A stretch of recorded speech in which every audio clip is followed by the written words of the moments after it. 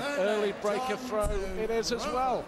Yes, indeed, and Part already in control, and a few more legs like those we've just seen, and he'll be in command.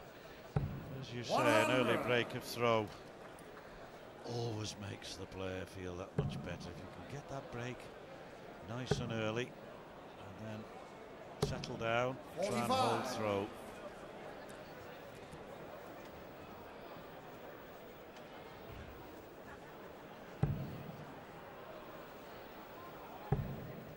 That was a loose start from John Part. But it's good to see Alan Warriner here. You may or may not remember after the World Championships, the last World Championships at the Circus Tavern, he was all for quitting the sport altogether. But a new lease of life, a new sponsor, a new challenge. Yes, they've both, in the case of these players, done quite a bit of soul searching, haven't they? I think in terms of Warriner, genuine loss of form. I think in Part's case, 140. A lack of commitment, I think, possibly for a time, to the cause. But no question that he's very, very much looking a possible winner of this or any other tournament.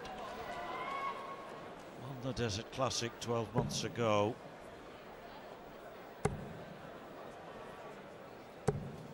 But when he played Phil Taylor here, he really did hit the depths, and for some time afterwards, Stuart. Yeah, last couple of months though, he has been terrific, John Part. 100. Yeah, lovely last dart. So Warriner here, 133.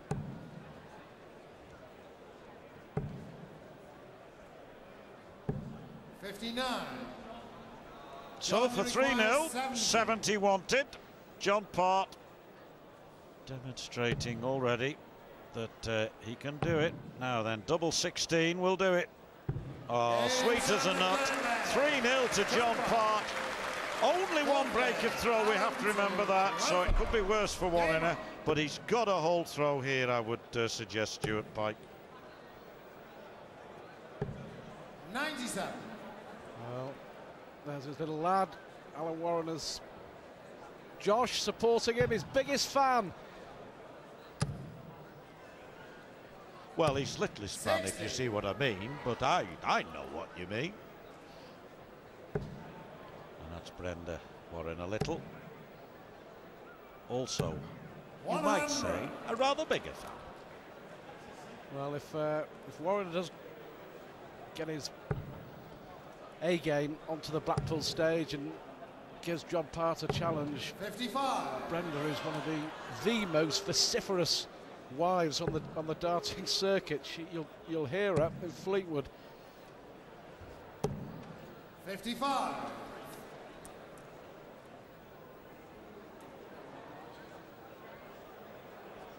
It's one of the smoothest, classiest throws, John Part.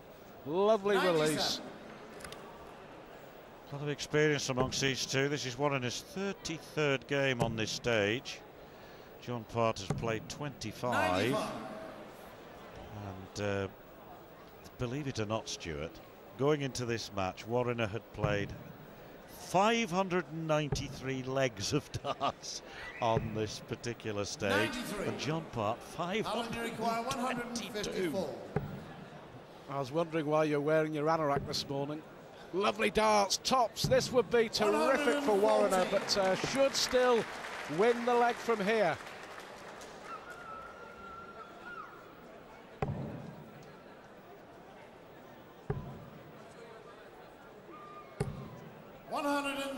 Well, Warriner now knows that he's got to get this.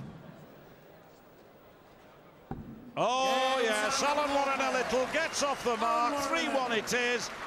The important thing now is for him to try and break back on the back of that victory. Can he now break back? A lot depends on how John Part starts. 59. Well, there's a chance to steal a march. A real opportunity now for Wazza. He's been around, of course, as long as the PDC, Alan Warriner. One of the trailblazers all those years ago. Yeah, went out of the tournament in 1994 to a certain Jockey Wilson. Heard of him? 60. You bet.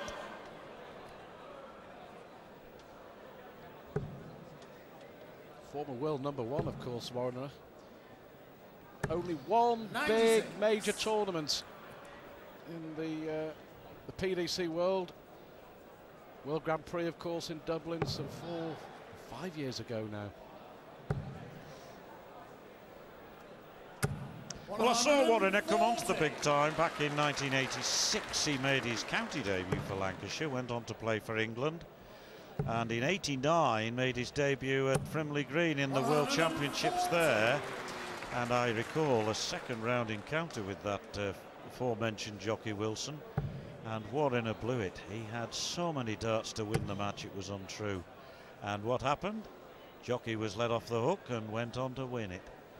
Won the world title for a second time that 85. year.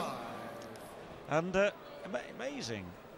And Warriner was, of course, a finalist 4 years later, 1993 against John Law, the last ever World Championship final before the schism in the sport. Well, needs the treble 19, this would hurt. Warriner now a chance to break back, give us parity. 44 then. Alan, you require 44. Tops it is for 3-2. Double 10. Hit this the last leg. 24. Part put the pressure on and deserves this chance. I agree. This is what the really top players do.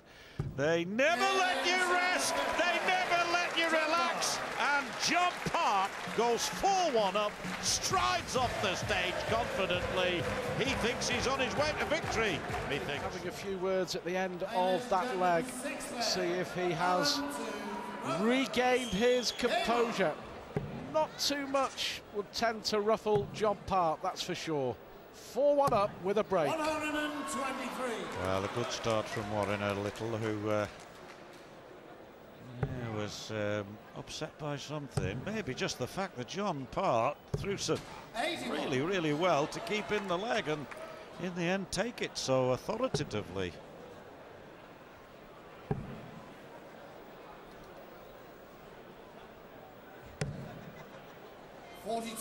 Just all part of the frustration for Alan Warriner. I think it was 12 months ago he played Andy Jenkins here. He was absolutely dreadful, went 6-0 down and then managed to get it back to 9 apiece and lost in a tie-break. So he has the ability. Number 25 in the world these days, the Iceman. 100. Yes, for some time was world #1, of course, and very proud of the fact, as he's every right to be. It's doubtful whether he'll ever get to that sort of position again, 100. But he wants to try and climb into the top 10 for sure. And like everybody else, Stuart, wants to get into the rankings in order to make the Premier League. 100. The competition's very hot for that, I can assure you. Well, the Premier League will be John Park's target, that's for sure. Played in the 2005 one. It'll also be Stoke City's, I think, come August. 36. Well, unlucky there with the bounce out. 136 then for Warriner. Yes, that's a lovely dart. Unlucky, unlucky, just the wrong bed. 82. John, you well, John Park, 144 for a 5-1 lead. Now then, can't be done, but can make a big hole in it. Brilliant, absolutely brilliant. Well, he's put pressure on the Warriner throw again. Tops for the Iceman. Has to get this, you feel. Has to get this, and does. Well, you can see how much it means to him and